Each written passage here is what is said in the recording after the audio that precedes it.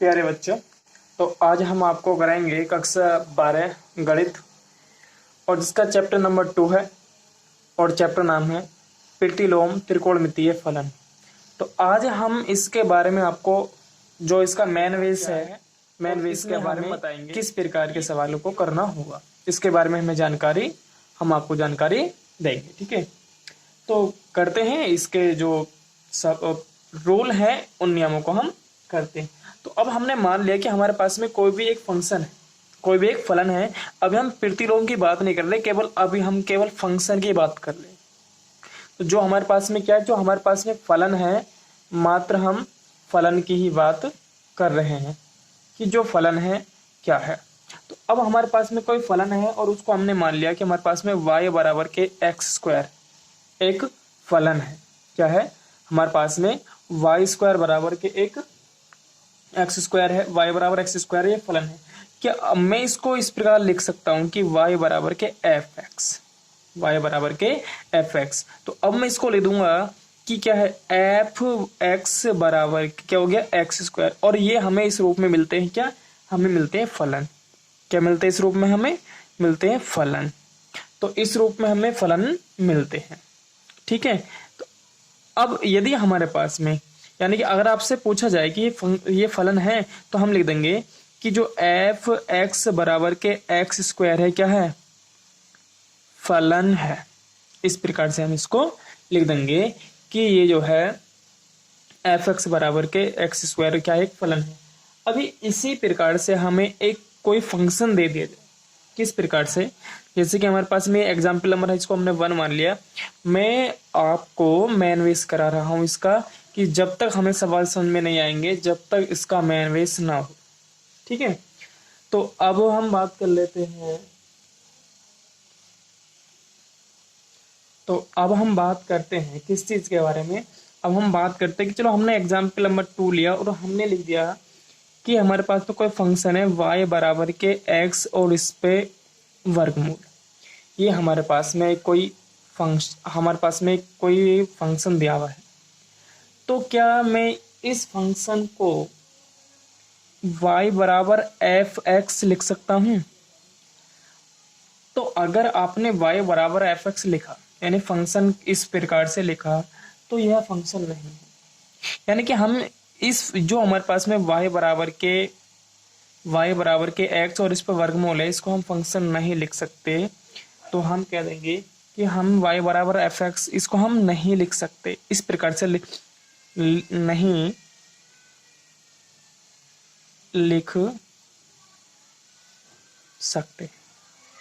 अब बच्चे सोचते हैं कि हम इसको इस प्रकार क्यों नहीं लिख सकते। तो अगर मैं आपसे बात करूं, तो अब हमारे पास में ये जो है फंक्शन 2 है। किस प्रकार से फंक्शन 2 है, तो ये जो है, जो हमारे पास में y बराबर के वर्गमूल एफ क्या है, वर्गमूल x। तो ये जो राशि होगी वास्तव में वो इस प्रकार होगी प्लस माइनस के x। अब ये प्लस और माइनस में है, तो इसके मतलब ये हुआ कि हमारे पास में जो y के जो मान होंगे वो हमारे पास में 2 होंगे। किससे, एक तो होगा प्लस के अंडररूट x यानी वर्गमूल x, और एक क्या होगा हमारे पास में माइनस के x। तो इस प्रकार से हमारे पास में 2 फलन बने। कितने फलन बने हमारे पास में, 2। तो अब हमारे पास में क्या हो जाएगा, तो इस प्रकार से जब 2 फलन हो जाएंगे, तो अब हम लिख देंगे इस प्रकार हमें ये फलन लिखना होगा। तो अब लिख सकते हैं हम एफ एक्स बराबर के क्या लिख सकते हैं, प्लस के अंडररूट x, और एक लिख सकते हैं, एक फंक्शन हमारे पास में ये हुआ, और एक हो जाएगा कि एफ एक्स बराबर के माइनस के अंडररूट x वर्गमूल x। तो 2 फंक्शन हुए। तो यानी कि हमारे पास में जो था इस प्रकार, तो एक था, तो हमने ये हमारे पास में इसी प्रकार से कुछ एक संबंध दिया हुआ था। अगर हम बात करें तो इसको हम फलन नहीं लिख सकते डायरेक्टली, यानी इस रूप में हम इसको नहीं लिख सकते। क्यों, क्योंकि ये जो राशि होगी वो प्लस और माइनस में निकलेगी, और जिससे इसके कितने फंक्शन बनेंगे, 2 फंक्शन बनेंगे, और ये फंक्शन ये है। तो इस प्रकार से हमें जब हम इनको सवालों में करेंगे तो आपको वहां पर बहुत अच्छे से समझ में आता रहेगा कि हाँ इसको हम इस प्रकार कर सकते हैं या नहीं। फिलहाल मैं आपको यहाँ पर कुछ बातें बता जा रहा हूँ जिससे आपको, जो आप अपने चैप्टर करते हुए होंगे, तो वहां पर आपको दिक्कत ना आए। तो ध्यान रखना, अगर आपका y बराबर के किस y बराबर कोई भी हमारे पास में फंक्शन दिया हुआ हो और वो अनरूट में हो, तो हम उसको सिंपली यानी कि आसानी के साथ में हल नहीं करेंगे उस सवाल को। पहले हमें उसको दो फंक्शन के रूप में तोड़ना होगा, जैसे कि मैंने आपको ये फंक्शन के रूप में तोड़ के दिखलाया है। तो मेरे पास में एक था और मैं एक बिल्कुल एकदम सिंपली इसको नहीं कर सकता, इसलिए मैंने इसको दो फंक्शन बनाए, एक प्लस में एक माइनस में। अब इनके मान निकालूंगा तब वो फंक्शन को हल होगा। ठीक है, इसी प्रकार से अब ये था हमारे पास में, आपको मैंने इसके बारे में बता दिया फंक्शन के बारे में। और यदि हमारे पास में कोई त्रिकोणमिति के रूप में हो, त्रिकोणमिति के रूप में कैसे देखेंगे अब जरा। तो हमने मान लिया कि एग्जाम्पल नंबर हमारे पास में 3 है। तो अब हमने माना कि एग्जाम्पल 3 है, एग्जाम्पल 3। तो जैसे अभी हमें दिया हुआ है कि y बराबर के हमें दिया हुआ है साइन x। क्या दिया हुआ है? y बराबर के साइन x। तो अब हमसे कह रहा है कि हम क्या इसको फंक्शन के रूप में लिख देंगे। क्या हमसे कह रहा है, क्या हम इसको फंक्शन के रूप में लिख सकते हैं? फंक्शन रूप मतलब x के पदों में, fx के पदों में, ठीक है ना, किसके पदों में। तो अब हमने माना कि y बराबर हमने fx। देखो, मैंने अभी आपको प्रतिलोम के बारे में जिक्र नहीं किया है, केवल मैं अभी आपको फलन के बारे में बता रहा हूं। ये केवल मैं फंक्शन या फलन के बारे में बता रहा हूं, प्रतिलोम के बारे में मैंने अभी नहीं बताया है कि हम फलन से ही प्रतिलोम को बनाते हैं। अगर हमारे समझ में फलन आ जाएगा तो प्रतिलोम भी हमारे समझ में आ जाएगा कि प्रतिलोम को हमें किस प्रकार से चेंज करना होता है। ठीक है, तो मैं इस प्रकार लिख सकता हूँ। तो अर्थात मैं लिख सकता हूँ कि जो मेरे पास में एफ एक्स है, क्या है, जो मेरे पास में एफ एक्स है वो क्या लिख सकता हूँ मैं, साइन एक्स। और कह दूंगा कि यह क्या है, यह फंक्शन है। लिख दूंगा कि यह क्या है, यह फंक्शन मतलब फलन, यह फलन है। अभी मुझे इसी प्रकार से एक टर्म्स दी जाए, किस प्रकार से देखेंगे जरा। तो मेरे पास में इस प्रकार से कोई एक फंक्शन दिया हुआ है, इस रूप में दिया हुआ है, और मैं कहूं कि आप इसको परिभाषित कर सकते हैं। तो आप, मैंने मान लिया कि आप सोचेंगे कि अभी मैंने बताया था y बराबर साइन एक्स, तो आप क्या करेंगे, आप जानते हैं 1 माइनस साइन स्क्वायर एक्स किसका सूत्र, 1 माइनस के कोस स्क्वायर एक्स किसका सूत्र होता है। तो y बराबर आप कहेंगे कि ये साइन एक्स का होता है, साइन एक्स, और ये प्लस माइनस साथ में आएगा। क्या आप इस फंक्शन को, ये जो हमारे पास में आया है, ये बनकर जो आया है, क्या आप इसको y बराबर के एफ एक्स लिख सकते हैं? तो आप इसको y बराबर एफ एक्स नहीं लिख सकते। क्यों? यहाँ पर हमारे पास में ये जो हमारे पास में इसके दो फंक्शन है। कितने फंक्शन है? दो फंक्शन। तो आप कह देंगे y बराबर पर, यह क्या नहीं, परिभाषित नहीं है, यह परिभाषित नहीं है। क्यों परिभाषित नहीं है? क्योंकि अगर आप यहाँ पर x के कुछ मान रखेंगे तो ये परिभाषित नहीं होगा, यानी इसका हल आपको नहीं मिलेगा। अभी मैं इसके डोमेन के बारे में बात और करूंगा कि इसके डोमेन कहाँ से कहाँ तक होता है। तो अब हमें डोमेन भी देखना होगा, तो डोमेन में बताऊंगा जब प्रतिलोम को मैं पढ़ाता रहूंगा आपको। ठीक है, तो आप इसको y के कितने फंक्शन होंगे, तो आपके पास यहाँ जो y के फंक्शन होंगे वो दो होंगे। कौन कौन से होंगे? एक तो होगा y बराबर के क्या हो जाएगा, प्लस के साइन एक्स, और एक जो होगा y बराबर, वो होगा y बराबर के माइनस के साइन एक्स। तो इस प्रकार से दो फंक्शन हमारे पास में आ जाएंगे। तो इस प्रकार से क्या मिलेंगे, हमें दो फंक्शन हमारे पास में मिलेंगे, यानी दो फलन हमें मिल जाएंगे। तो ध्यान रहे कि आपको जब भी हमें कोई सवाल करते हुए अंडरवुड में आएगा, वर्गमूल में आएगा, तो वहां पर हमें बहुत ही बातों को ध्यान रखना पड़ेगा। ये बहुत ही मोस्ट चीजें होती हैं, इनको समझना बहुत ही जरूरी है, क्योंकि प्रतिलोम त्रिकोणमिति में कुछ उलझन सी आती हैं बीच बीच में, जिनमें हम सवाल को करना थोड़ा कठिन समझते हैं। और वो यहीं से उलझन होती है कि बच्चा यहाँ पर ध्यान नहीं दे पाता है कि हाँ यहाँ पर क्या बताया जा रहा है, मेन बेस में ध्यान को नहीं दे पाता, केवल डायरेक्टली सवालों पर लग गए, सवाल करते चले गए, और वहां पर देखा तो फंस रहे हैं जाकर के सवालों के बीच में, या फिर गलत गलत कर रहे होते हैं। तो इस चीज को समझना जरूरी होता है कि किसी भी चैप्टर में जाने से पहले उसके मेन बेस को समझ लेना बहुत ही जरूरी होता है। तो अब समझ गए होंगे कि अगर हमारे पास में इस प्रकार से फंक्शन दिया हुआ होगा तो हमें उसके कितने फंक्शन बनाने होंगे, दो फलन बनाने होंगे, वो तभी परिभाषित होगा, नहीं तो परिभाषित नहीं होगा। अगर आप इस फंक्शन को इस रूप में ले देंगे तो ये परिभाषित नहीं होगा, क्योंकि ये दो फंक्शन के रूप में, एक प्लस का फंक्शन में और एक माइनस के फलन में। अभी अगर हम बात करें, अभी हमें एक और फंक्शन दे दिया, हमें दे दिया y बराबर के 5x प्लस के 3, इस रूप में दे दिया। तो अगर हम बात कर लें, तो अगर हम बात करें, ये होता है हमारे पास में एक स्वतंत्र चर। क्या होता है? स्वतंत्र चर, यानी कि स्वतंत्र होता है। अगर हम इस पे हम x पर कुछ भी वैल्यूज रखें अपने पास से, तो y का मान मिलता रहेगा, तो ये स्वतंत्र है। तो अब हमें क्या करना है, तो अब हम इसको लिख सकते हैं क्या, y बराबर के f(x), और जब y बराबर f(x) लिखा तो ये हमारे पास में फंक्शन हो गया f(x) बराबर के 5x प्लस के 3। तो आपने देखो आपने कक्षा 11 में क्या करा था, कक्षा 11 में आपको इस प्रकार से फंक्शन दिए होते थे, f(x) बराबर के 5x प्लस के 3, या किसी भी प्रकार से फंक्शन दिए होते थे। तो मैं आपको उससे पहली चीज आपको समझाना चाह रहा हूं कि ये हम किस प्रकार से इनको लिखते हैं। वैल्यू वास्तव में इस प्रकार से हमें दी होती है, जैसे कि हमें समीकरण अगर बात करें तो ये एक स्ट्रेट लाइन का एक एग्जाम्पल है। तो इस रूप से हमें क्या होता है, इस रूप से फंक्शन बनाने पड़ते हैं। तो अगर हम इसको देखो, अब हम इसका प्रतिलोम के बारे में चले, तो प्रतिलोम के बारे में क्या करना होगा, तो हमें y के मान, x का मान यहां से निकालना होगा y के पदों में। अगर हम प्रतिलोम के बारे में, ये तो हो गया फलन, अब मैं बात कर रहा हूँ प्रतिलोम के बारे में। किसके बारे में बात कर रहा हूँ? प्रतिलोम। तो अब हमें करना क्या होगा, x का मान निकालना होगा हमें y के पदों में।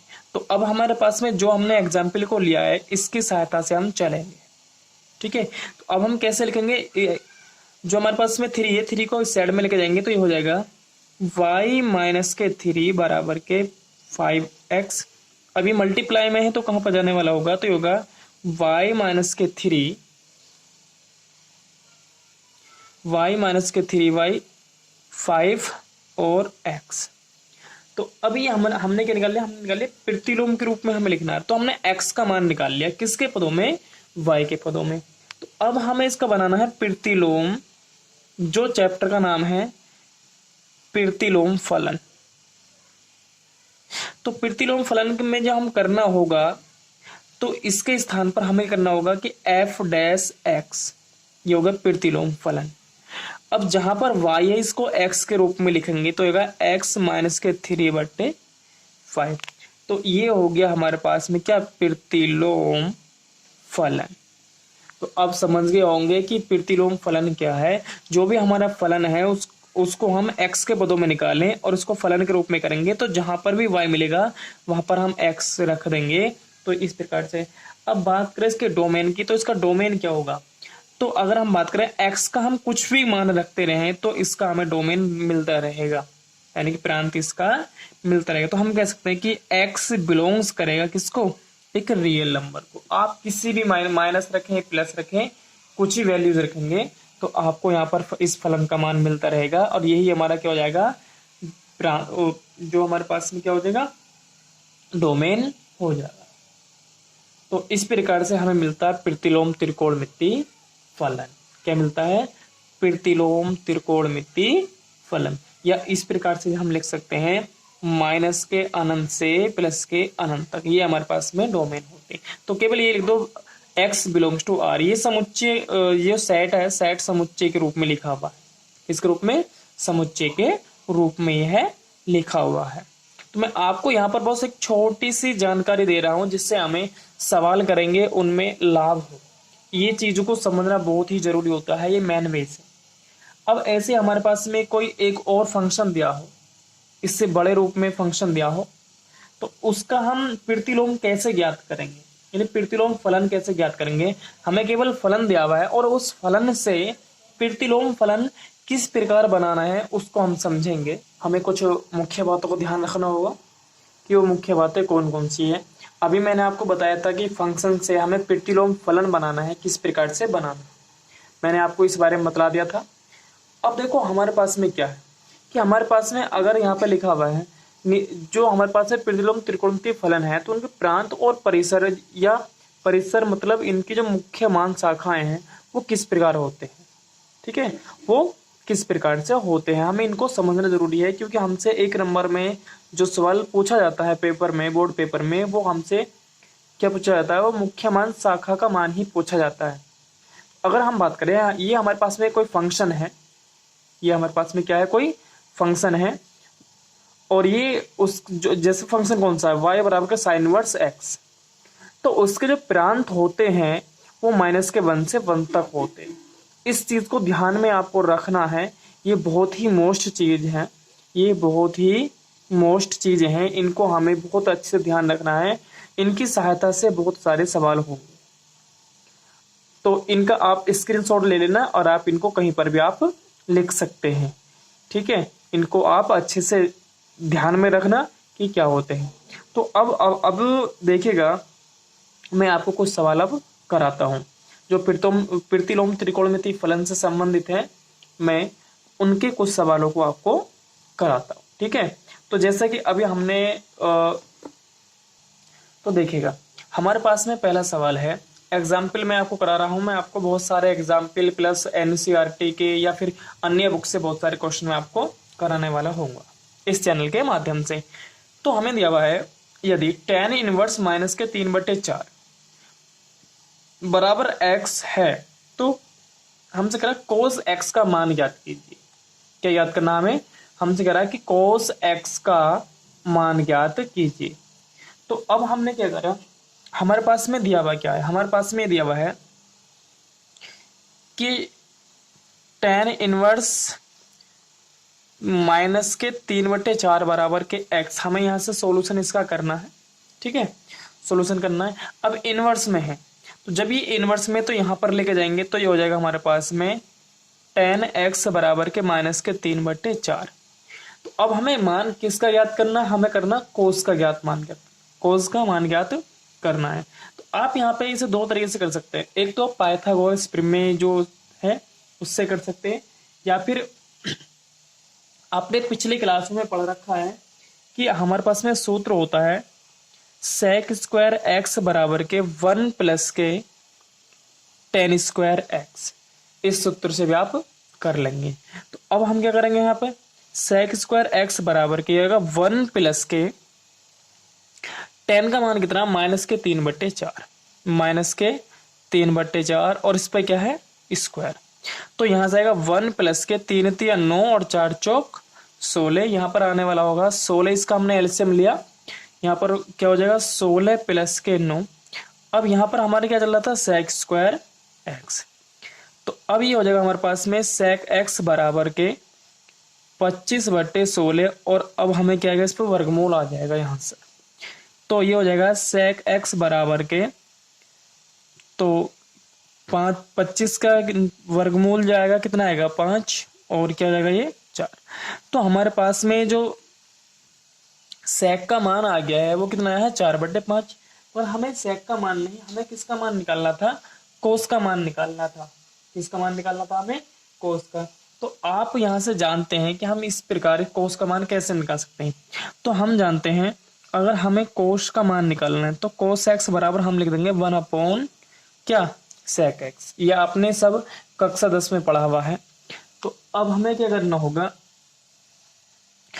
तो यहाँ से आएगा cos x बराबर के 1, तो कितना मान आया हमारे पास में 5/4। तो अब हमें इसको मल्टीप्लाई, इसकी मल्टीप्लाई ऊपर जाकर होगी तो होगा 4/5। तो हमारे पास में cos का मान कितना आया, ये हमारे पास में आ गया cos का मान कितना 4/5। तो इस प्रकार से आप cos x का मान को ज्ञात कर सकते हैं कि cos x का मान कितना आया, ठीक है। तो अब देखते हैं नेक्स्ट एग्जाम्पल। तो हमारे पास में दूसरा एग्जाम्पल है, वो कह रहा है कि निम्नलिखित के मुख्य मान ज्ञात कीजिए। और आपको मैं बतला दूं कि जो हम यूपी बोर्ड एग्जाम है या किसी बोर्ड एग्जाम में इस प्रकार का 1 नंबर का क्वेश्चन आता है कि उसका मुख्य मान ज्ञात कीजिए। तो सबसे पहले हमें लिखा हुआ है कि साइन इनवर्स 1/√2 लिखा हुआ है, साइन इनवर्स 1/√2, क्या लिखा हुआ है, साइन इनवर्स 1/वर्गमूल तो अब हमें क्या याद करना है, इसका मुख्य मान याद करना है। और मुख्य मान ज्ञात करने के लिए हमें देखना पड़ेगा कि इसका जो परिसर है वो क्या होता है। तो अब हमें पता है कि जो हमारे पास में जो साइन इनवर्स एक्स है, तो जो साइन इनवर्स एक्स का जो परिसर होता है, क्या होता है, परिसर होता है। तो वो आपको मैंने बताया था माइनस के π/2 से क्या होता है, π/2 होता, इसके बीच में होता, यानी ये होता है कितना, माइनस के π/2 से π/2। हमें किसी का मुख्य मान ज्ञात करने के लिए हमें उसका परिसर को देखना होता है कि उसका परिसर कितना है। तो यानी अब हम कह सकते हैं कि जो इसका जो मुख्य मान होगा, इसका जो मुख्य मान होगा वो माइनस के π/2 से लेकर π/2 के क्या होगा, अंतराल में ही होगा, इसके अंतराल में ही होगा। तो अब हम क्या कर देखेंगे, तो हमने मान लिया उसको, मान लिया कि हमारे पास में थीटा बराबर क्या, हमने माना कि थीटा बराबर क्या हमारे पास में, वो साइन इनवर्स 1/√2 है। कि अगर हमने इसको उठा करके साइड में लेकर आएंगे तो ये हो जाएगा हमारे पास में साइन थीटा बराबर के 1/√2, 1/√2। अब देखेंगे, अब हम कक्षा 10 में आपने पढ़ा होगा कि जो त्रिकोणमिति की जो सारणी है उसमें हमें जाना होगा। तो अब हम देखें कि त्रिकोणमिति सारणी में 1/√2 साइन में किसका मान होता है, तो ये होता है 45 का। क्या होता है, साइन 45 का मान। और साइन 45 को हम लिख सकते हैं, कितना लिख सकते हैं हम इसको लिख सकते हैं π/4। π/4 मतलब आपने खूब अच्छे से सवाल किए हैं। आप लिखते थे कि 180 बटे इस तरीके से, उसको कैंसिल करेंगे तो कितना आने वाला होगा, 4 चौक 16, 4 पंजे 20, तो 45, और 45 को π/4, इसका मतलब ये 180 मतलब पाई। तो इस प्रकार से आप इसको लिख लेंगे, ठीक है। तो अब हमने क्या करना है, ये हमारे पास में साइन थीटा आ गया, ठीक है। तो जब हमारे पास में साइन थीटा आ गया तो आप इसको अब लिख सकते हैं कि थीटा बराबर के π/4। किस प्रकार से, आप ये इस प्रकार से हम लिख सकते हैं, मैं आपको बता दूं, इसको हम इस साइड में लेके जाएंगे तो ये हो जाएगा हमारे पास साइन इनवर्स साइन π/4। और एक रूल होता है कि जो हमारे पास में इनवर्स और फंक्शन होते हैं तो इनसे ये जो होते हैं ये कैंसिल हो जाते हैं, और जो हमारे पास में कोड बचा होता है वो शेष रह जाता है। तो मैंने वही यहाँ पर एक रूल लगाया है।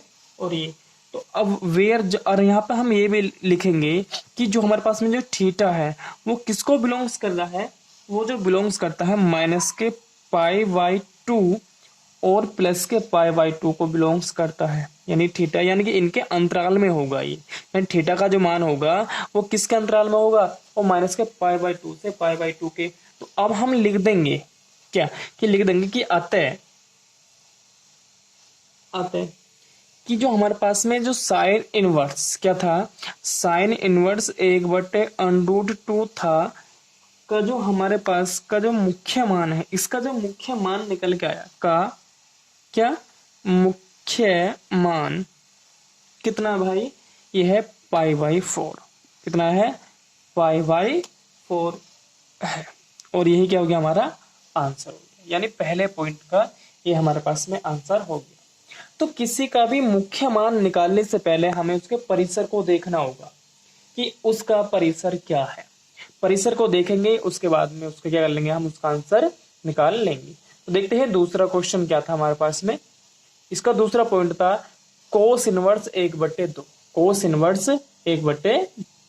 तो देखिएगा हमें दूसरा जो पॉइंट दिया हुआ था कोस इनवर्स 1/2। तो अब हम इसको मान लेंगे कि मान लिया हमने कि हमने इसको मान लिया कि माना थीटा बराबर के क्या हमारे पास में कोस इनवर्स 1/2 इस प्रकार से हमें दिया हुआ है। हमने क्या काम करा, इसको इस साइड में लेकर आएंगे तो जाएगा कोस थीटा इक्वल टू क्या हो जाएगा 1/2। तो अब हम एक बार पहले यहाँ पर बात कर लेते हैं कि इसके परिसर की, जो इसका जो परिसर होगा मैं यहाँ पर लिखे दे रहा हूँ थोड़ा नोट में, क्योंकि मैं 1 नंबर में क्वेश्चन आएगा आपको तो ज्यादा बड़ा करना नहीं होगा, आपको पता होना चाहिए बस। और यहाँ पर मुझे इसलिए बताना होता है कि आपको समझाना होता है। तो मेरे पास जो अगर हम बात करें जो कोस इनवर्स एक्स का जो परिसर होता है वो कितना होता है, वो 0 से पाई होता है। तो अब इसका जो मुख्य मान आएगा, यानी कोस इनवर्स 1/2 का जो मुख्य मान आएगा वो क्या होगा, 0 और पाई के अंतराल में होगा। क्या होगा, यानी इसके अंतर्गत होगा, इसके अंदर ही होगा, इन दोनों के बीच में होगा। किसका, कोस इनवर्स 1/2 का मुख्य मान। तो अब मैं बात करूं यहाँ पर, तो ये कोस थीटा बराबर, तो ये किसका मान होता है कोस में, तो मैं इसको लिखता हूं कोस π/3। क्या लिखता हूं इसको, कोस π/3। अब यहां से मुझे थीटा का मान निकालना, किसके किसकी वैल्यूज निकालनी मुझे, थीटा। तो थीटा बराबर में आ जाएगा यहाँ पर π/3।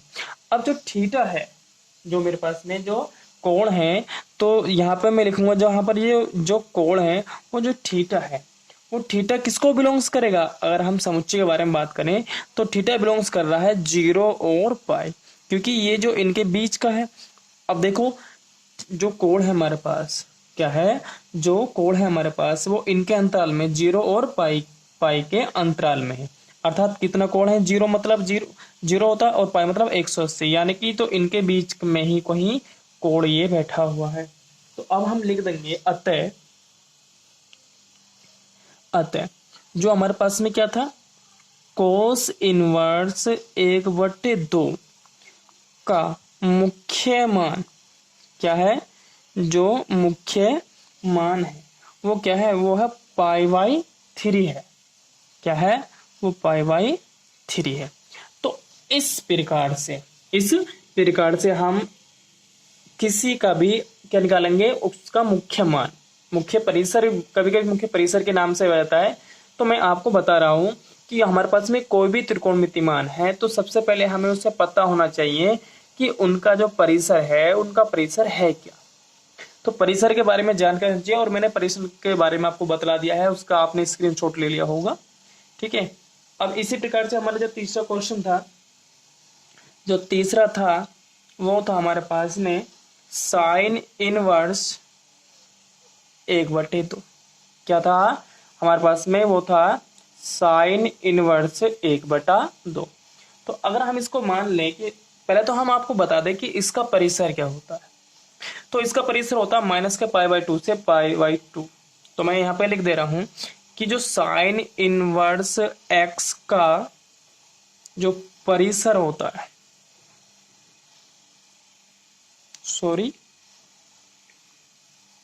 परिसर कितना होता है, यानी कि साइन इनवर्स x का परिसर -π/2 से क्या होता है, π/2 के, आप लिख देना कि यह है इतना, इस तरीके शॉर्ट में आप कर लेना कि साइन इनवर्स x का परिसर -π/2 से π/2 है। तो अब हमें थीटा का जो मान मिलेगा वो इसके अंतर्गत मिलेगा। अर्थात कहने का तात्पर्य ये है कि इसका जो हमें मान मिलेगा, इसका जो मुख्य मान मिलेगा वो -π/2 से π/2 के कहाँ मिलेगा, इनके बीच में ही मिलेगा, इनके अंतर्गत। तो अब हमने इसको मान लिया कि थीटा बराबर के, हमने क्या माना, साइन इनवर्स 1/2। इस प्रकार से हमने इसको मान लिया। ठीक है। तो जब हमने इस प्रकार से मान लिया, तो अब हम क्या करेंगे, इसको लिखेंगे कि साइन थीटा बराबर 1/2। अब बात करेंगे कि हमारे पास जो त्रिकोणमिति सारणी है, जो आपने कक्षा 10 में या पिछली क्लास में पढ़ी है, तो उसमें साइन में 1/2 किसका मान होता है। तो अगर हम बात करें तो साइन में 1/2 मान होता है, वो π/6 लिखेंगे हम। अर्थात यहाँ लिख देंगे हम थीटा बराबर, साइन थीटा बराबर के साइन π/6। क्या लिख देंगे हम, π/6। तो अब हमें यहाँ से थीटा की वैल्यूज निकाल ली है। तो अब हम यहाँ लिख सकते हैं थीटा बराबर के साइन इनवर्स, यानी यहाँ पर पहुंचा इनवर्स में, और साइन π/6। जब हमारे पास में इस प्रकार से कोण बने होते हैं तो क्या होगा, साइन इनवर्स से साइन कैंसिल हो जाएगा, जो यहाँ पर कोण होता है वो बच जाता है। मैंने आपको पहले बता दिया था, और मैंने यहाँ पर ज्यादातर आपको शॉर्ट में भी कराया है। तो यहाँ पर थीटा बराबर, तो इसका कोण क्या बचा हुआ यहाँ पर, π/6। अब जो हमारे पास में थीटा है, यहाँ पे लिख देंगे, जहां जो थीटा है वो किसको बिलोंग्स कर रहा है, ये जो बिलोंग्स करता है वो -π/2 और π/2 को, यानी कि वो थीटा का जो मान होगा वो इसके अंतर्गत होगा। किसके, माइनस के π/2 से π/2 के अंतर्गत होगा। तो यहां पर हम लिख देंगे कि अतः जो हमारे पास किसका साइन इनवर्स 1/2 का मुख्य मान कितना होगा भाई, यहाँ पर होगा π/6 है। तो इस प्रकार से आप इनके मुख्य मान को ज्ञात कर सकते हैं। तो इस प्रकार जो भी जिस प्रकार की आपकी किताब है आप उससे करते रहेंगे। मैं आपको बहुत सारे एक्स्ट्रा कोर्स कराऊंगा मैं यहाँ पर इस चैनल के माध्यम से। अगर कोई भी बात या कहीं पर भी किसी भी चीज़ में आपको लगता है कि समझ में नहीं आया तो आप मुझे कमेंट्स बॉक्स में लिखें, मैं आपको उसका सॉल्यूशन बता दूंगा कि हाँ यहाँ पर हमने किस प्रकार से इसको करा है। तो अगले क्वेश्चन जो इसकी एक्सरसाइज है मैं इसकी एक्सरसाइज अगले वीडियो में कराऊंगा। तब तक के लिए धन्यवाद।